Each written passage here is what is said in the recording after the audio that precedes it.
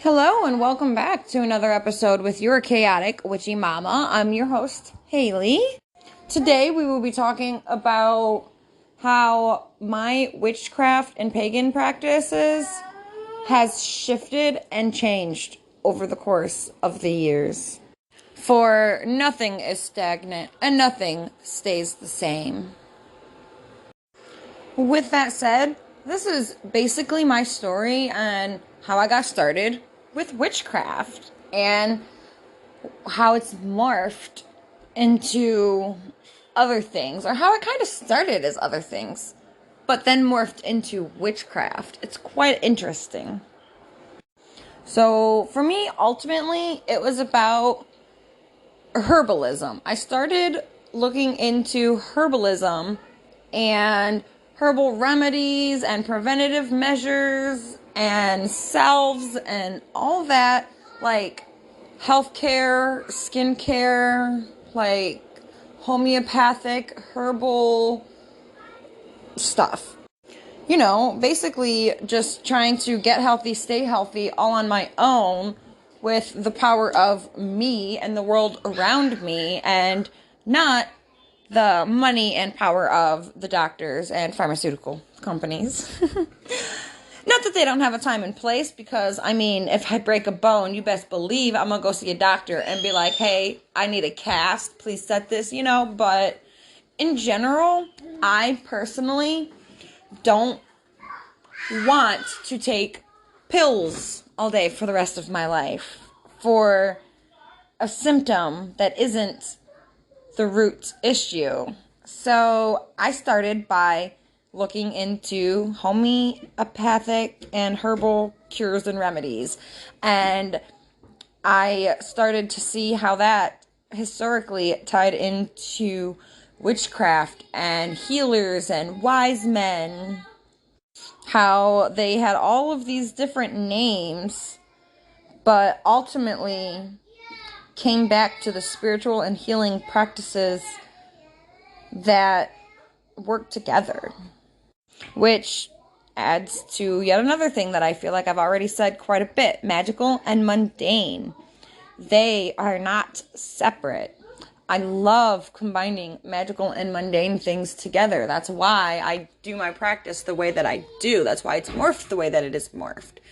Because when I first started, I was realizing that all of these spiritual properties, not all, but a lot of them, have literal physical healing properties, and a lot of them are scientifically proven. So stuff that's like, this is good for protection, like, well, it literally helps your immune system and fights off bacterial, so it literally protects your physical body from illness. So why not use the same things to protect your mentality from energetic illnesses?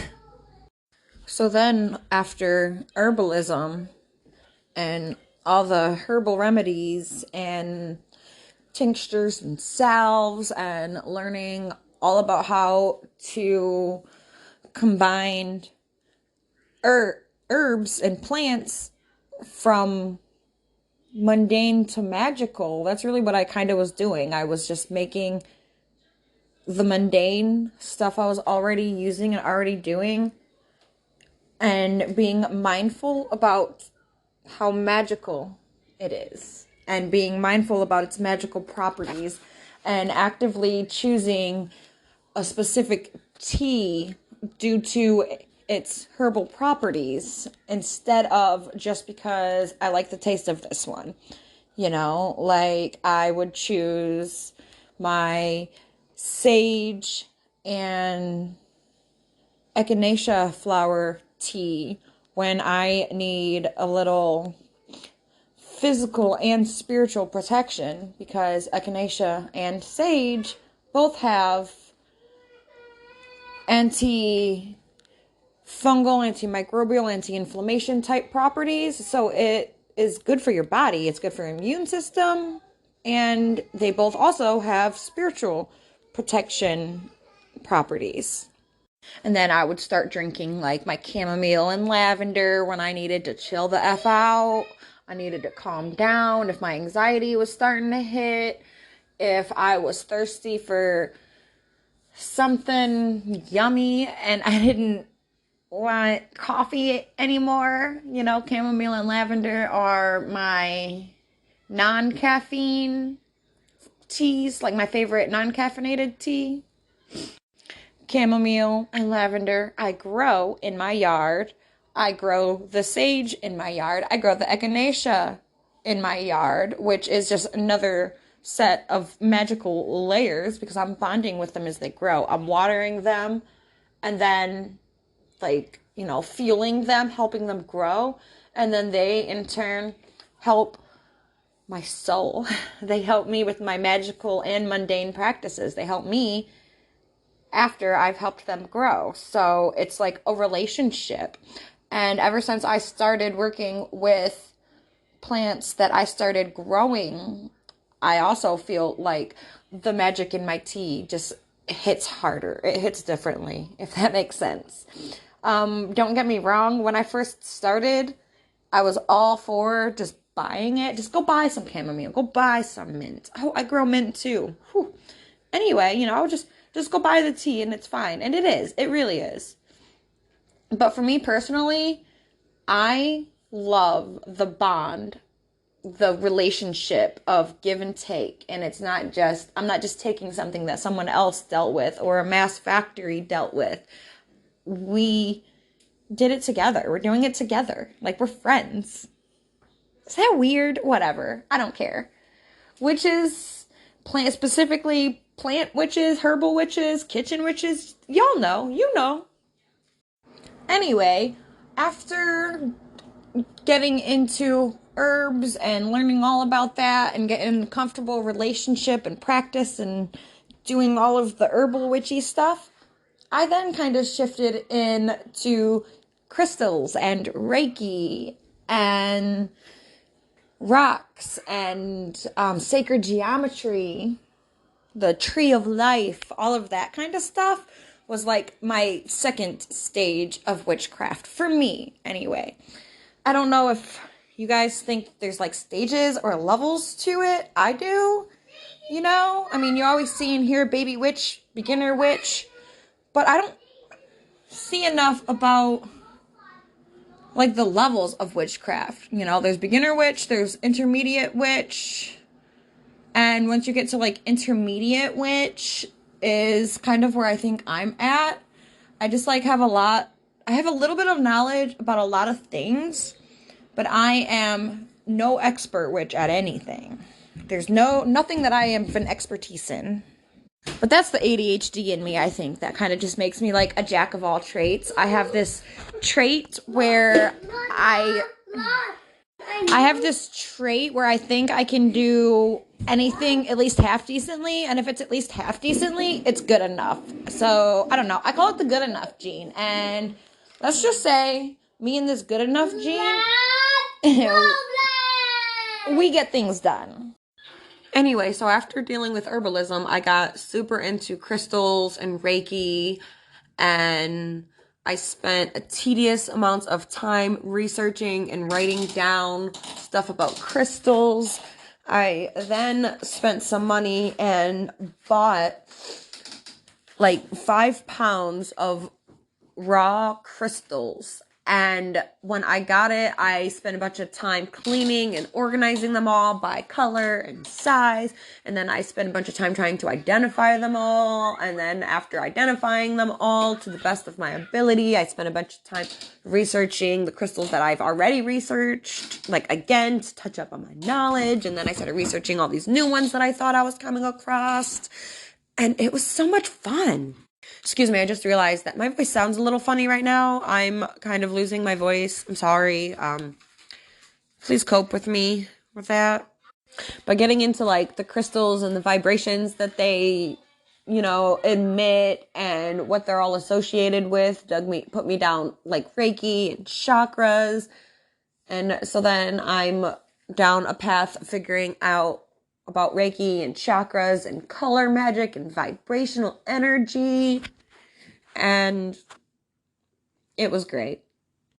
So then I was like stuck on crystals and Reiki for like a year, and I was practicing like energy manipulation tactics.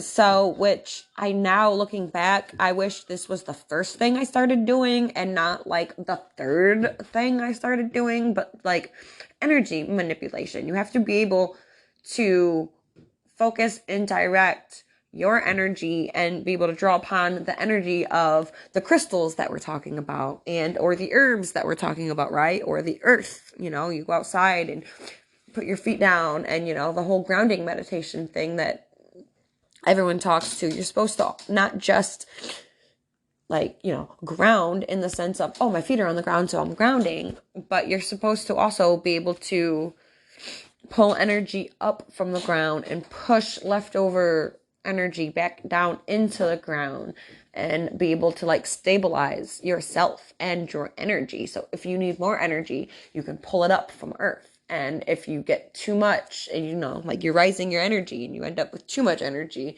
you start feeling lightheaded and just kind of spacey. You can push the energy back down and or out. So I kind of want to just talk through how I started being able to like energy sense and manipulate the energy. So I would sit down and meditate.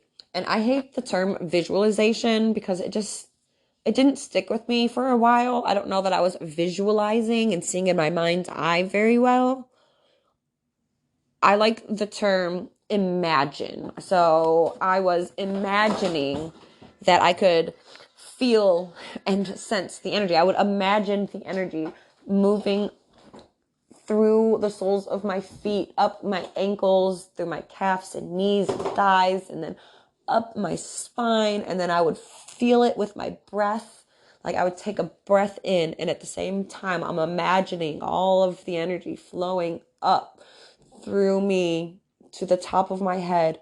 And then as I breathe down, I imagine energy coming from above, the sun, air energy coming from up above, down through me, and then back down into the ground. And I would keep practicing that. Every breath in, I would just feel, I should say not just imagine, but I would feel the energy coming up. And everyone feels it or senses it a little differently. For me, it's like a tingly type of sensation. Like electrical, like static electricity running through you, if that makes sense. That's how I kind of feel my energy and or energy around me. And then with that, I could then focus the energy. Then they say center, right? After you ground, you center, and my center is my heart, my chest. So you're pulling up the energy and then you center it. So then you have to try to focus the energy into your core, into either like where it feels comfortable to rest. Like I said, for me, it's my chest, it's my heart. I'm a heart-filled person, Some people, like, it rests on their stomach and they can just feel like the ball of energy getting bigger in their stomach. For me, I breathe it into my chest and I hold it. I hold my breath, I hold the energy, and then as I release it, I practice feeling and sending the energy and the sensations down my arms and or legs. And you can play with it. Sometimes just one arm down to your hand, and then you can hold it in your hand. And then once you're getting good at holding a ball of energy in your hand, then you start getting good at charging items around you. And that's how everything works in the long run, is being able to direct and focus your energy and the energy of which that you are collecting from the earth and or the crystals and the herbs and all that fun jazz of what correlates with whatever it is you're trying to do with your energy and your magical practices. This one is actually one that I'm currently working on with my kids. I'm trying to teach my kids to be able to sense and feel their own energy because I want them to realize what is theirs and what is not.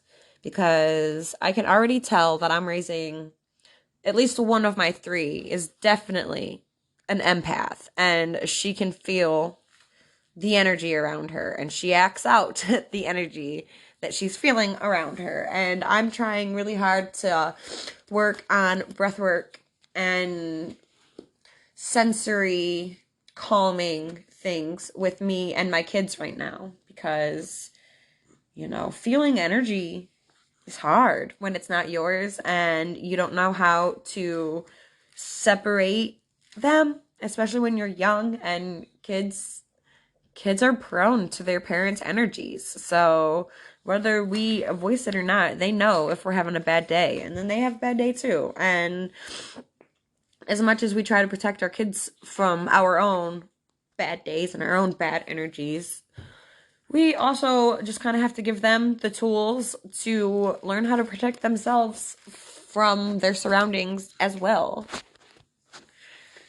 My daughter, the one who is energy sensing prone, is also really pretty good at stopping and saying, just take a breath now. Like, she's getting good at understanding. You're starting to get overwhelmed. You need to take a few breaths. Let's practice, in through your nose, out through your mouth.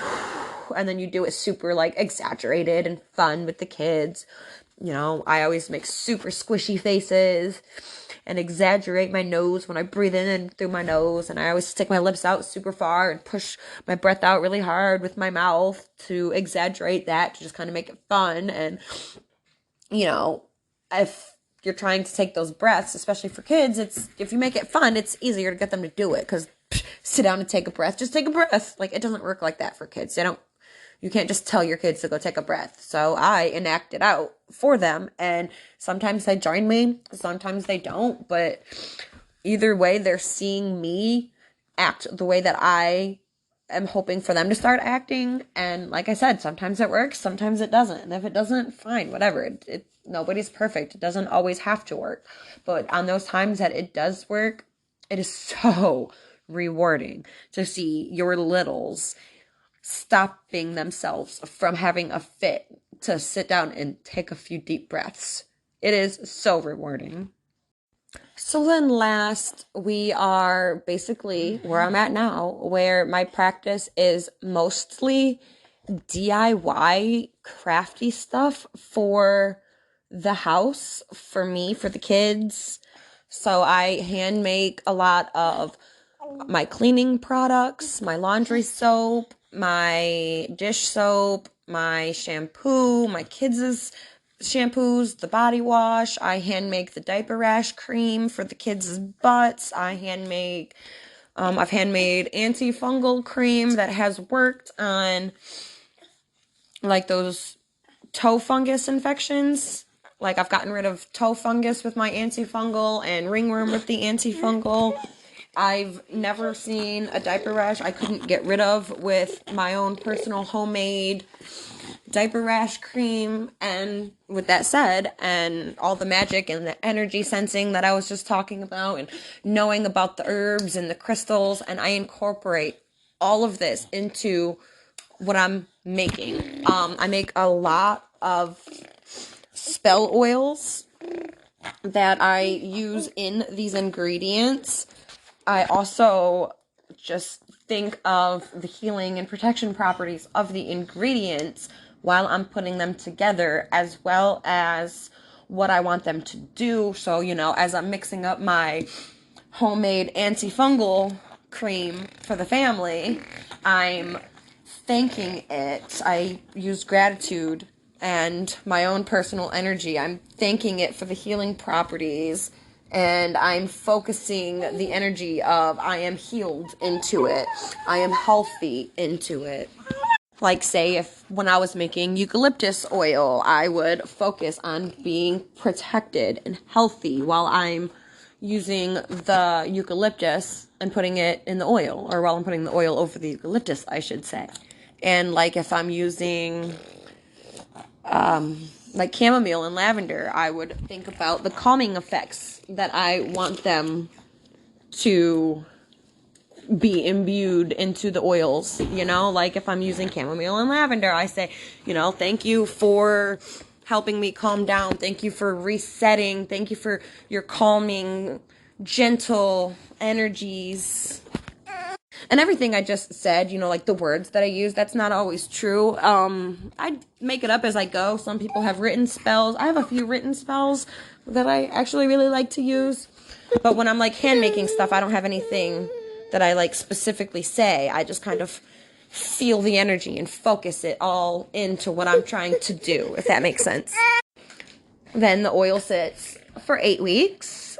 You shake it up every day. Every day as you shake up your oil, you focus some energy, some magic into that oil. Whatever the oil is, whatever your purpose for that particular oil is.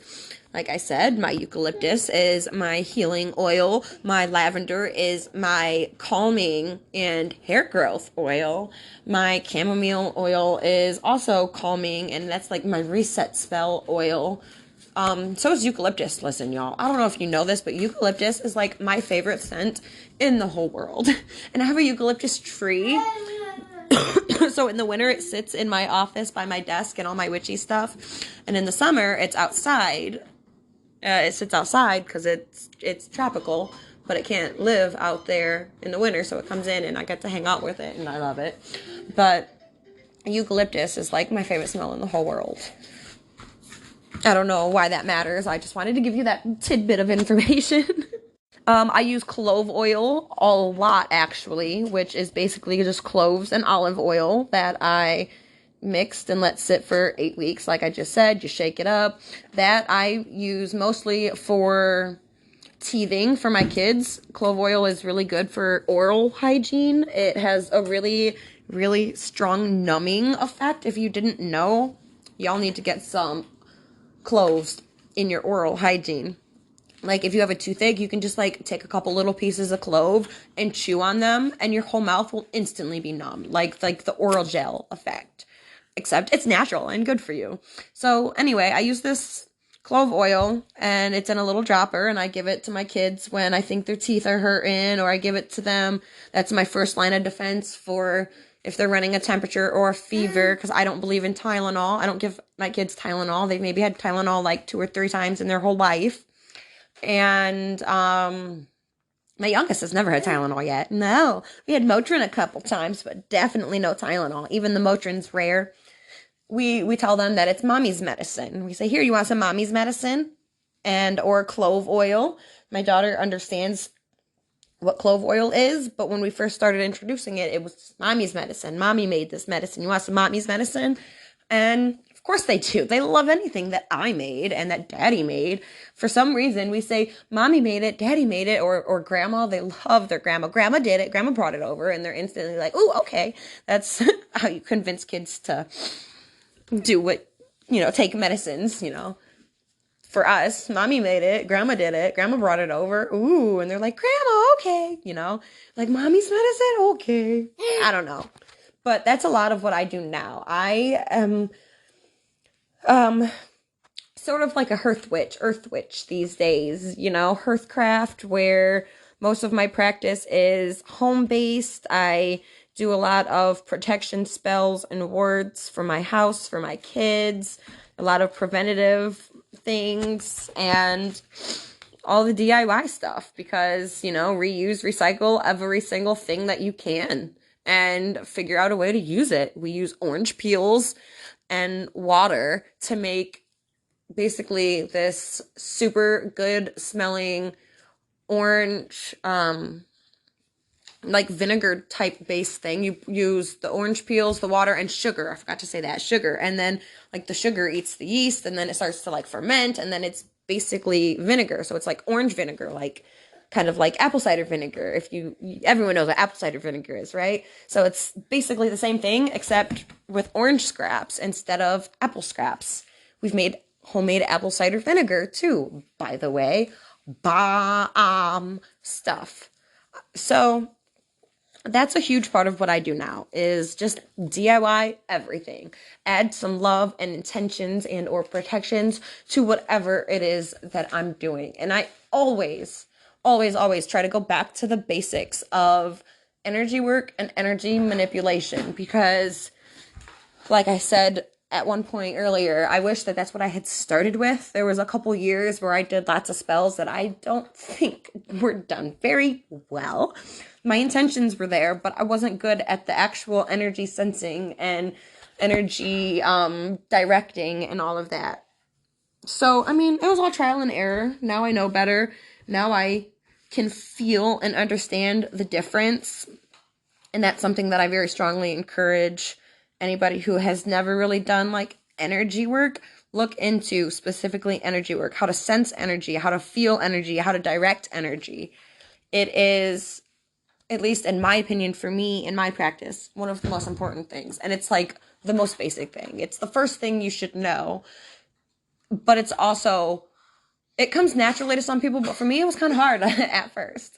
So yeah, it's just practice, just like everything. It's a practice and you got to keep practicing to get good at it. It could be trial and error, but whatever you do, just do what feels right and keep doing it. And I think that's all I got for today. Thank you so much for hanging out with me. I had a blast. You can find me on TikTok and YouTube at the Chaotic Witchy Mama. You can find me on Instagram at the Chaotic Witchy Mama, and you can also email me at thechaoticwitchymama@gmail.com. I am open to episode ideas and or stories or any information or suggestions. If you've got any type of constructive criticism, I am down for all of that. But with that said, if you do have criticism, I said constructive. Y'all got to be nice. Don't come at me with, well, you suck at this cause blah. No. It's got to be, well, when I do things like this, it works for me. And or you said something wrong, but just be nice about it. If that's ever the case, I'm open to the criticism, but you got to be nice. Can't be rude. All right. Well, yeah, that's it. That's all I got. I hope you guys have a great week and I will see you next time. Thank you.